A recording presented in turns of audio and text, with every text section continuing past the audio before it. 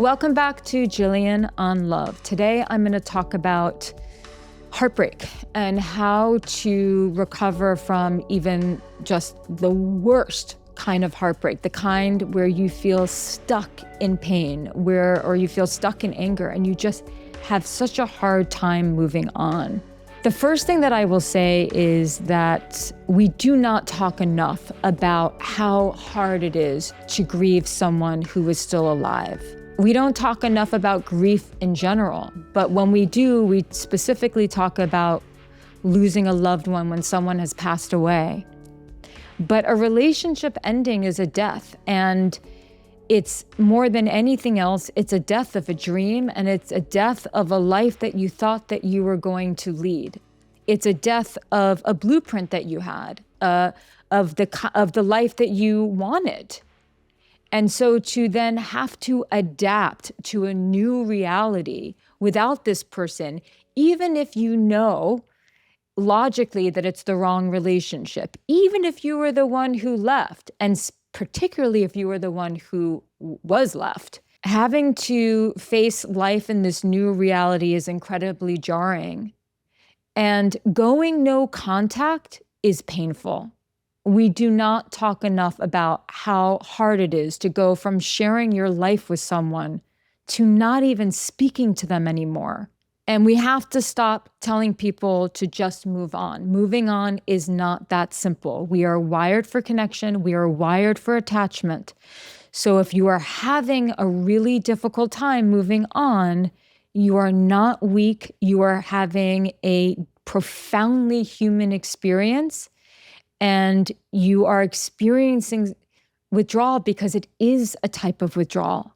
And we don't want to get ourselves in a scenario where a year goes by or more, and we are just stuck on this person or stuck on this relationship and not actually embracing the privilege of moving on and living our lives the fullest again.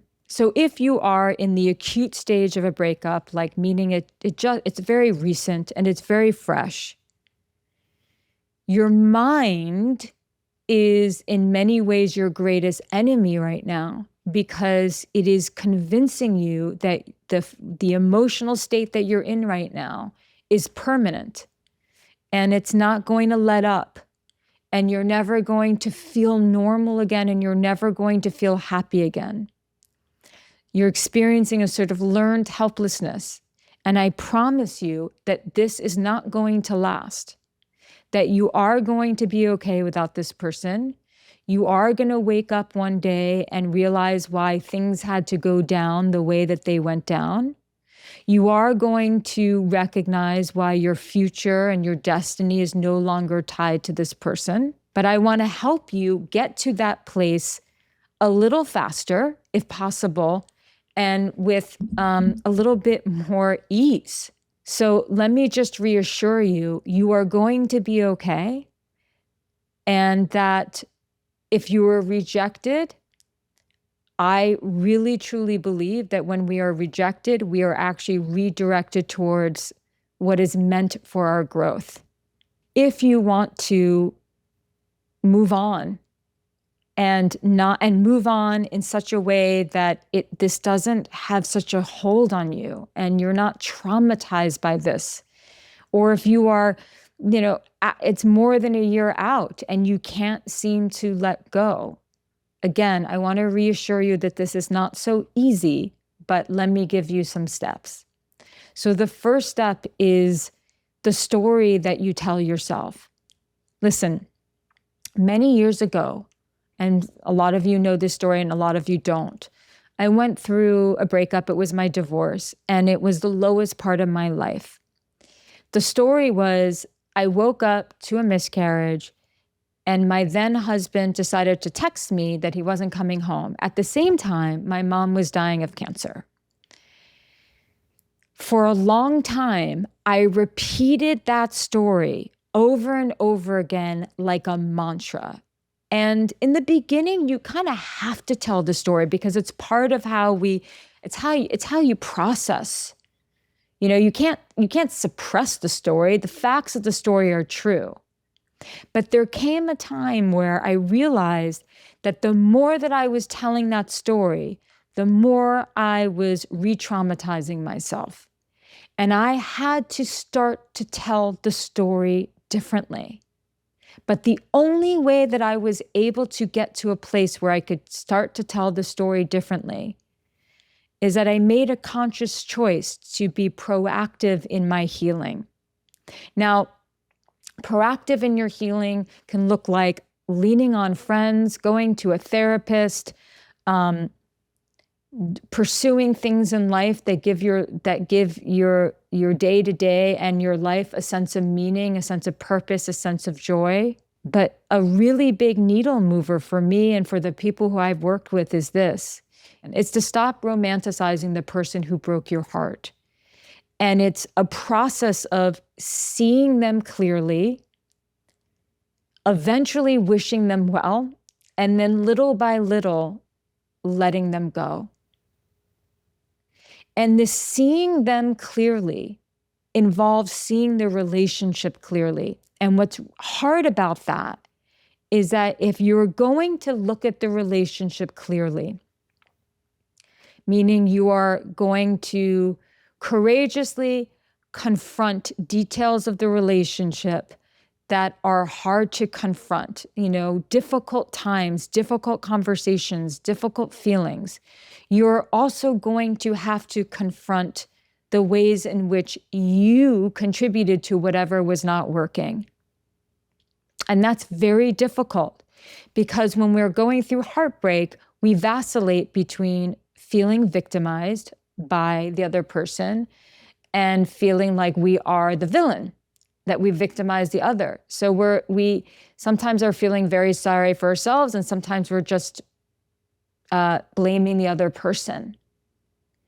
And it takes courage, and it takes time, and it takes commitment to process what went down so that you can eventually see what happened clearly, see them clearly, see yourself clearly, and eventually get to a place where you wish them well. And then little by little, you let them go, because you don't just wake up one day and let go.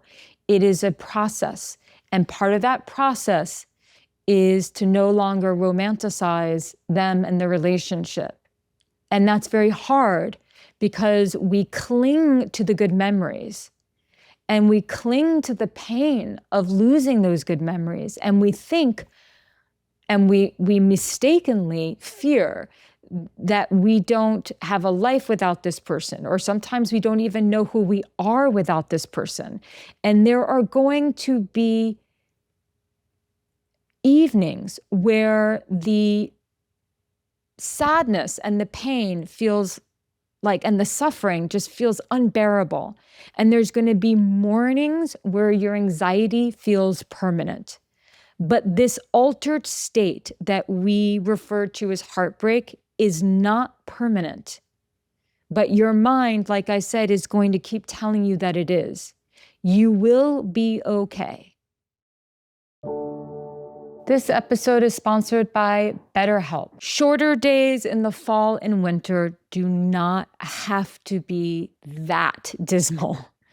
It's time to reach out and check in with those you care about and to remind ourselves that we're not alone. As seasons change and days grow darker sooner, it can be a really tough time for a lot of people. So this is the time to maybe connect with someone you haven't seen in a while. Maybe it's calling your grandparent or your parent or your sibling, or I don't know, sending someone a note, a really lovely note, or grabbing lunch with a friend who you haven't had time for lately. I just know that when the days are shorter, and for many people the days are colder, it's a season where we're not out as much, we're not social as much, and it can be very isolating. So it's important to reach out, and this is the time to get cozy with your friends, honestly. So this month, don't wait to reach out. Whether you're checking in on a friend or reaching out to a therapist yourself, BetterHelp makes it easier to take that first step. And by the way, our listeners get 10% off their first month at betterhelp.com/onlove.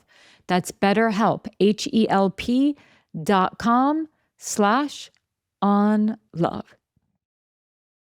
You will be okay. Look at the relationship and the breakup and everything that went down from various perspectives, because nothing means anything other than the meaning that you give it. So in order for me to stop telling myself the same story that was re-traumatizing myself, I had to look at it from various perspectives. One perspective was, wow, maybe this was meant to wake something up inside of me. There was a lot of evidence to suggest that I was more afraid of losing the other person than I was of losing myself. There was evidence to suggest that my fear of not being good enough in that relationship was so strong that I was willing to betray myself often. I had to learn how to meet someone else's needs and to put someone's needs as important as my own. I didn't have certain skills. I had actually some skill for sure, but I didn't have all the skills that I needed. And so I had to face those hard truths, and I had to eventually tell myself, wow, that was really hard. I don't want that. Maybe I was spared. Maybe I was spared some pain. When I started to realize that my experience of going through all that made it so that I really wanted to help others, and it made me obsessed with what makes a relationship works, and it made me obsessed with self-worth and self-esteem, then I started to realize, oh wow, for a few years, I had been craving to do something different with my life.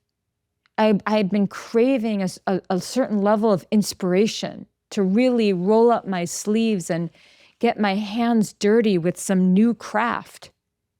And here it was given to me. When someone has hurt you, when someone has betrayed you, when you're feeling deeply, deeply hurt by the person you love, again, whether they left you or you left them, if you're feeling deeply not enough, you have to realize, and I've said this before, that you have to realize that people do what they can with the emotional tools that they have. You did what you could with the emotional tools and capacity that you had. You do not have to force yourself to forgive anyone. You don't even have to force yourself to forgive yourself. You just have to see that you have to have the compassion to see that you did what you can, and that what they did feels so personal, but they literally did what they could. And it's sad when we have to recognize that, we couldn't make something work because of our lack of tools. But also maybe, just maybe, you're not meant to be with this person. Maybe this person came into your life to wake you up. Maybe they came into your life to show you an adventure. Maybe they came into your life to reveal patterns that you really needed to address. Maybe they revealed where you do not love yourself. We can look at any situation and give it multiple meanings, and it is always our choice. And that doesn't mean that it's going to immediately take all the pain away, but it is going to make you feel a lot more in control, and where you're not questioning if you're being punished by God or the universe or whatever it is, or you have bad karma. Nothing means anything other than the meaning that you give it. So when you are in the throes of this kind of heartbreak, you have to ask yourself, what else could this mean? What is the story that I keep telling myself and others? And can I actually rewrite the story?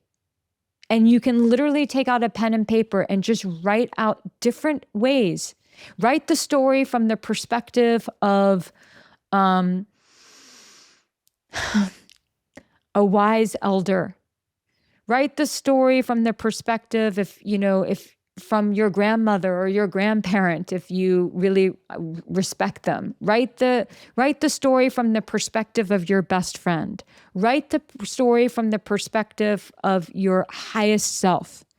If you believe in souls, write the story from the perspective of like your deepest knowing, your soul, from your intuition. This is incredibly helpful. I've done this with all different kinds of scenarios, and I have done this with thousands of different clients. You take out a piece of paper, anything that is bothering you, whether it's heartbreak or something else, you write down the story, your story that you keep telling yourself, the narrative. Again, I'm not saying that it's not that it's not true, but the story that's on repeat like a mantra. And then write the story from 5 different perspectives. How else might someone else who is not experiencing it see it? And then 5 different meanings. What else could this mean? Because the tragedy is that so many of us, after a relationship, the conclusion that we arrive to is that we are unlovable, not enough, inadequate, a failure. And that is a tragedy. This episode is sponsored by Timeline. Their longevity MitoPure gummies are fantastic. And MitoPure is incredibly important for our mitochondria. This is the first ever longevity gummy powered by, like I said, MitoPure, and it's delicious. And it's just an easy way to give yourself more energy. And it's very healthy. Like, for example, have you ever tried all the health trends, but you're still feeling tired, foggy, or off your game? I can't begin to tell you how many times I felt that and how many people I speak to feel that way. And actually, it's because of something going on in the mitochondria, which lives inside our cells. What's important to understand about Timeline and their MitoPure gummies is that it improves energy at the source. So it gives you sustained energy, very different than caffeine, to feel like yourself again. And by the way, it increases muscle strength by up to 12% after 16 weeks. It's amazing. It's my favorite thing ever right now. It's also vegan, gluten-free, non-GMO, clean label project certified, and MitoPure is the only clinically proven form of urolithin A. So if you want to stay strong and energized now and as you age, then you have to try MitoPure gummies. My friends at Timeline are offering 20% off just for my listeners. Head to timeline.com/JOL to get started. That's timeline.com/JOL. Your cells will thank you. That doesn't mean that we don't hold ourselves accountable for the ways in which we need to hold ourselves accountable. But to hold ourselves accountable, to know that we need to grow or to work on something, that is vastly different than coming to the conclusion that we are just inherently unworthy. When it came to my own story, freedom was, we do the best that we can with the tools that we had. I was meant to be on a different path. Here, I know all the lessons that I learned. And we don't like to hear that there's a powerful lesson in this. And certainly if you are helping a friend or a loved one when they are in that acute pain, that is not the time to talk to them about lessons. That is the time to listen and to be a grounded presence for them, a safe, grounded presence. And you have to also know for yourself when it's time to be challenged by someone rather than just to have safe, grounded presence. And that's not an easy thing to say or to hear. At some point, we have to challenge ourselves to ask really difficult questions about what else this could all mean. So number one, changing the story, asking yourself what else it could mean, writing down the story from 5 different perspectives, giving it a different meaning, and then the lessons. What did you learn from this experience?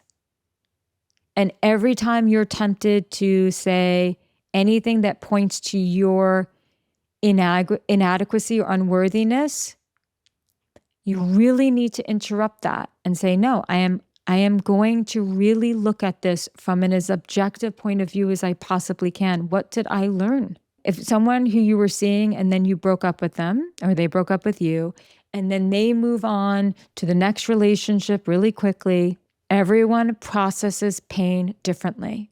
There are some people who move on so quickly, they are completely avoidant with themselves. They don't want to process, they don't want to take accountability. And their story is, or their belief, I should say, is, everything will be fine once I get into a new relationship with a different person, because their understanding is it was just not the right person. And then there are people who, and it's mostly women, if I'm honest, who take way too long to get into a new relationship. They are licking their wounds way too long and in the pain of the loss of the connection. And their belief is, I'll never be loved again. How can I trust love again? I don't want to be vulnerable again. And they're stuck in the processing and in the pain. We want to be somewhere in the middle. Certainly, who we choose to partner with matters. And sometimes we make an epic mistake. We commit to someone who's totally wrong for us in every way. And then therefore, if we're with someone else, it's a lot better. But if we do not reflect on that relationship, and we do not reflect on how we contributed to anything, to any part of it not working, we bring ourselves wherever we go. We bring our patterns wherever we go, and we will just repeat it with someone else, even if they're more suited for us. And so you have to be really honest with yourself. Are you the person that jumps into the next relationship really quickly without processing? Or are you the person who isolates yourself and doesn't let yourself experience joy again and doesn't let yourself live again? This episode is particularly for those of you who find yourself getting really stuck. This episode is sponsored by Thrive Cosmetics. I love Thrive Cosmetics. Every makeup person I have ever worked with loves Thrive Cosmetics. My friends all use them.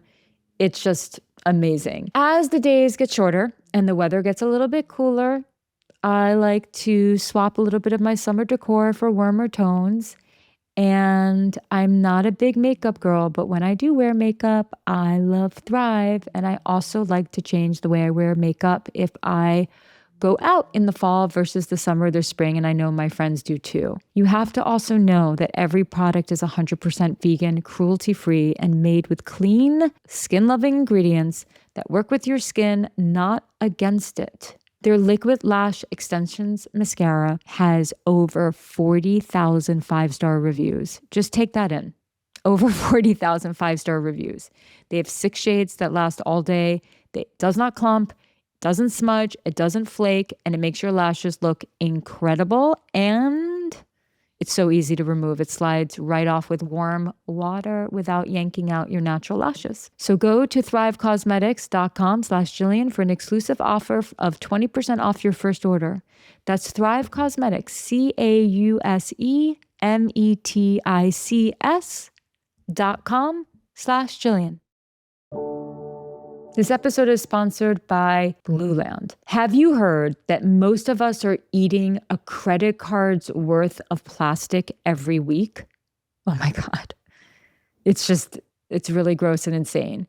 I mean, by accident, of course, but it gets into your body in all kinds of ways, including through the cleaning products we all use. Most of us indulge a bit during the holidays, an extra serving of this, another slice of that, no judgment. But did you know that all the extra cleaning you're probably doing over the holidays could mean that you're putting more microplastics into your body? That is a scary thought. And that's why I've made the switch to Blue Land across all my cleaning products, especially during the holidays or just during times where I have people over, because their products meet the highest standard of clean. They're effective yet gentle on people and the planet. In fact, Blue Land was named an EPA Safer Choice Partner of the Year. I am obsessed with Blue Land's dishwasher tablets. They really, really work. They perform on baked on, burnt on stains. There's no rinse aid that's needed, and they actually work and are clean. Blue Land has a special offer for listeners right now. Get 15% off your first order by going to blueland.com/Jillian. You won't want to miss this. blueland.com/Jillian for 15% off. That's blueland.com/Jillian to get 15% off. So let me go through all these steps again, because this is incredibly important. If you're in the acute stage of a breakup, if it's really fresh, your mind cannot be trusted and you need support. You need to lean on loved ones. You need to lean on a therapist if that's what feels right for you. And you need to do the best that you can to just take care of yourself every single day, to make sure you nourish yourself, to make sure you hydrate. And I am here to validate your experience. We do not talk enough about the enormity of this type of grief, and we need to. Number 2, romanticizing the person and romanticizing the relationship. Relationships don't end when they're amazing. Very rarely will there be a circumstance where everything is great, but you end the relationship because you want totally different things in life. And that is its own level of heartbreak. But most of the time, relationships end because people's needs were not met. And people were unhappy and didn't know how to be happy in the relationship. They didn't know how to fix it.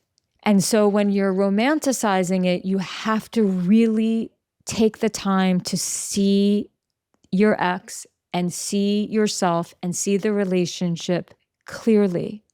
And that is a process. But you do have to wake up from this hypnosis that tells you that this was the best thing that could have ever happened to you. The second thing, which really I should have said before, is you have to make a decision that you are going to be proactive in moving forward. In the beginning, we have to give ourselves the grace and the time to tell the story over and over, to feel really, really sad, to have a hard time. And then there comes a time, and I can't tell you exactly when, but there does come a time where we have to be proactive in getting better. And part of that is to challenge yourself to stop telling yourself that very specific story that you have on repeat, and to write down the story from various perspectives, various sage perspectives and different meanings. You get to decide what this breakup means. You get to decide if it was a breakup that was meant to redirect you on a different path. You get to decide if it was a breakup that was meant to wake you up. You get to decide if the breakup and the end of this relationship needed to happen because in the relationship, there was no way that you were going to grow, that there was no way that you were going to live the life that you really want to lead. You get to decide if this relationship means a whole new life for yourself, a new job, a new career, helping others. You get to decide what this means to you. There are so many different meanings. You get 10 people in a room looking at your life, looking at your relationship, looking at your breakup, and every single person in that room is going to give you a different perspective and a different meaning. Reality is what we decide it is. And I'm not saying of course, there are facts to the story, but you decide how you are going to tell that story moving forward. And that might morph quite a bit. Number 3, you remember that you did the best that you could with the emotional tools that you had. So did your ex. And maybe those tools were not good enough. And none of us get away with anything. We all have to face ourselves at some point. And if we just go through life never facing ourselves, trust me, that is coming out in back pain, jaw pain, insomnia, and toxic relationships. No one gets away with anything. So you want to face it. You want to be able to see the ways in which you contributed, and you want to see the ways in which you didn't love yourself enough, and you want to see the ways in which you can learn better communication skills, and you want to see the ways in which you were amazing and that you were a great partner, and the things you have to honor, the parts of you that actually knew what you were doing. And at the end of the day, when we are evaluating relationships, know that you are just trying to get your needs met. And so if you were in something that was incredibly unhealthy, and then your grief is complicated by the fact that you were in something that was incredibly unhealthy, and that scares the shit out of you because you don't want to be in something unhealthy again, and you're scared of men or you're scared of women, you have to realize that you are just trying to get your needs met. And part of healing is learning how to meet your needs better. Meeting your needs better is everything is in my book. It begins with you. So if you want to learn how to meet your needs better, then refer to my book. It begins with you. This is not an overnight process. It's not like you're going to decide and then all of a sudden you're just not going to be in pain. But this is how you begin to let go. This is how you begin to find your freedom again. It's like when we go through that kind of suffering and that heartbreak, we just want to escape our thoughts, and we just don't want to be in that prison anymore. And I totally get it. But you can't force yourself to stop thinking about someone. And the more that you try to force yourself, the more they're going to occupy your thoughts. What you have to do is, again, challenge the story. Challenge that story. Write it down in so many different ways. What else could this mean? Give yourself some grace. Understand that the very nature of human behavior is that very few things are personal. Our behavior, good and bad, our actions, good and bad, are always a reflection of our internal state. We all have these adaptive strategies inside of a relationship to protect ourselves from emotional pain, to protect ourselves from the looming catastrophe of love being withheld from us. And so figure out what you do when you are terrified that you are going to be abandoned, or you're terrified that you are not going to be able to have your autonomy in a relationship. Whatever it is, figure out what you do in reaction to your fears. And that is how you figure out your patterns. And then remember, your partner or your ex-partner was doing the exact same thing. What if no one is to blame? What if it is only a very important lesson? What if it's not rejection? What if it is a redirection onto a path that you are actually supposed to be on?